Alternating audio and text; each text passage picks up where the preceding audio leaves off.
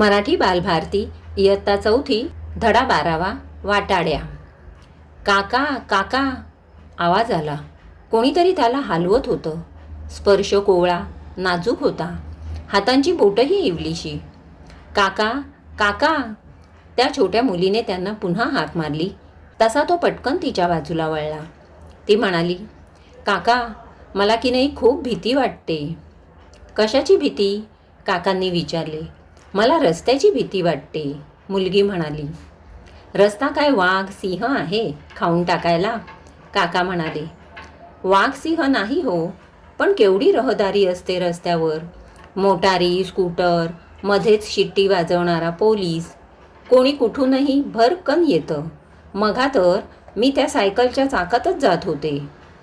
अरे रे, पण असं रस्त्याला घाबरून कसं चालेल? बाहेर तर जावंच लागतं ना. हो ना काका, बाहेर जाताना आई बाबा असतातच बहुतेक माझ्याबरोबर, तेव्हा मला नाही भीती वाटत रस्त्यांची. आई किंवा बाबांचं बोट धरलं की भीती गायब. अगदी ऐटीत चालते मी त्यांच्याबरोबर, मुलगी म्हणाली. असं? मग आता नाही वाटतं कोणी बरोबर? तुला शाळेत पोहोचवायला घरी न्यायला येत नाही कोणी? काकांनी विचारले. येतं ना. बाबा सकाळी शाळेत पोहोचवतात आणि मग तसेच ऑफिसला जातात. आमचा गडी सखाराम दुपारी येतो न्यायला, मुलगी म्हणाली. मग आज नाही आला तो? काका. नाही ना, तो सुट्टीवर आहे आज. मग तू घरी कशी जाणार? काकांनी विचारले. मला घर माहीत आहे. सखाराम बरोबर रोज जाते ना, तेव्हा सगळा रस्ता पाहून ठेवलाय मी. तो बघा, समोरच्या त्या उंच इमारतीवर मोठा TV काढलाय ना, तिथून वळायचं. मग मोठं मैदान लागतं. तिथं एक बेकरी आहे. बेकरीजवळून अगदी सरळ गेलं ना काका की येतं माझं घर. ती नीट समजावून सांगत होती. त्या धिटुकलीच्या बोलण्याची त्या काकांना गंमत वाटत होती. नाव काय बेटा तुझं? त्यांनी मध्येच विचारले. माझं नाव आहे मृणालिनी, पण सगळे मला मीनू म्हणतात. काका तुम्ही पण मीनूच म्हणा. बरं, पण काय गं मीनू, आईनं तुला एकटंच यायला सांगितलं? नाही हो, एकटं नाही. आमच्या घराजवळ राहणारी सोनल आहे ना, तिच्याबरोबर यायला सांगितलं होतं. मग सोनल कुठे आहे? ती गेली मघाशीच. भारी शिष्ट आहे ती. ती मला चल म्हणत होती, पण मलाच राग आला. किती टिंगल केली तिनं माझी. मी म्हटलं मला नाही यायचं तुझ्याबरोबर, तू जा, मला माहीत आहे माझं घर. मग काय म्हणाली ती? काकांनी विचारले. ती म्हणाली जा, रस्त्यात घाबरशील, मग येईल तुझी आई मला विचारायला. मीनू म्हणाली. पण तुला तर रस्त्याची भीती वाटते ना? काका. अहो, फक्त रस्ता ओलांडतानाच जीव घाबरतो. वाटतं सगळ्या गाड्या आपल्याच अंगावर येत आहेत. ते हसले. काका तुम्ही मदत कराल? बोट धराल माझं? फक्त पलीकडे जाण्यापुरतं, मग जाईन मी माझी. मला माहीत आहे पुढचा रस्ता. मीनू उत्साहानं बोलत होती. तिच्या आवाजात आर्जव होते. काकांची छाती मात्र धडधडू लागली होती. चला ना काका प्लीज, मीनू म्हणाली. मीनूच्या आवाजातल्या आर्जवीपणामुळे काकांना गलबलून आले.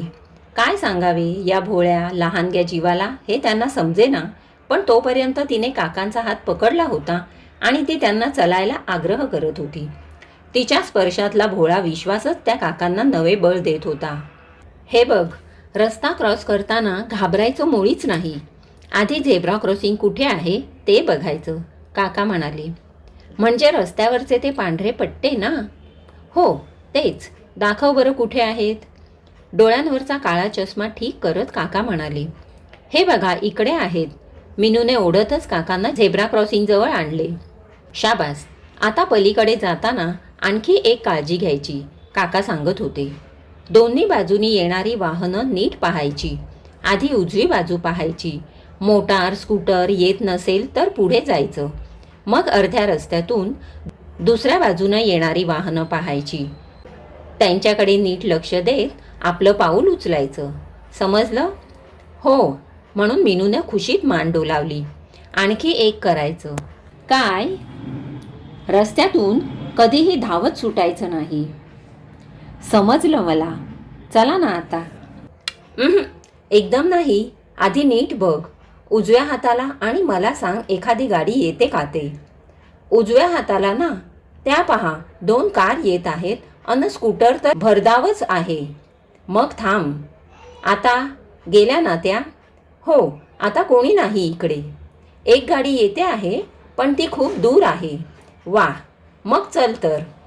दोघांनीही अर्धा रस्ता पार केला. मग काकांनी परत तिला असेच प्रश्न विचारले अन रस्ता मोकळा सापडताच दोघेही पलीकडे आली. पलीकडे येताच मीनूने जोरात टाळ्या वाजवल्या. ती फार खुशीत होती. वा, तुम्ही किती चांगले आहात काका. किती छान शिकवलं तुम्ही मला. आता रस्ता क्रॉस करताना मला नाही भीती वाटणार. काका, आता मी जाऊ घरी? जा बेटा, पण नीट जाशील ना? हो, अगदी नीट जाईन. तो बघा टीव्ही काढलाय, तिकडे माझं घर आहे. दिसला ना? मीनू विचारत होती. काकांनी मान उंचावली. तिकडे नाही हो, इकडे या बाजूला. हाताला धरून काकांना तिरपे वळवत मीनू म्हणाली. आता दिसला ना? हो, म्हणून काकांनी खुशीने मान हलवली. आता मी जाते हं. जा बेटा, नीट सांभाळून जा. वा, नीट जायला तर तुम्हीच शिकवलं मला काका. मी सांगते आईला. अच्छा, ठीक आहे. बाय मीनू. काकांनी हात उंचावून हलवला. कितीतरी वेळ ते हात हलवतच होते. कोणाचा तरी धक्का लागला. काका भानावर आले. डोळ्यांवरचा काळा चष्मा काढला. खिशातल्या रुमालाने एकदा त्यांनी आपले डोळे टिपले. मग समोरून येणाऱ्या माणसाची चाहूल लागली. ते आर्जवाने म्हणाले, मला दिसत नाही, पलीकडे पोहोचवता का? समोरच्या माणसाने त्यांचा हात पकडला आणि त्यांच्या मागोमाग काका निमूटपणे चालायला लागले. शैलजा काळे.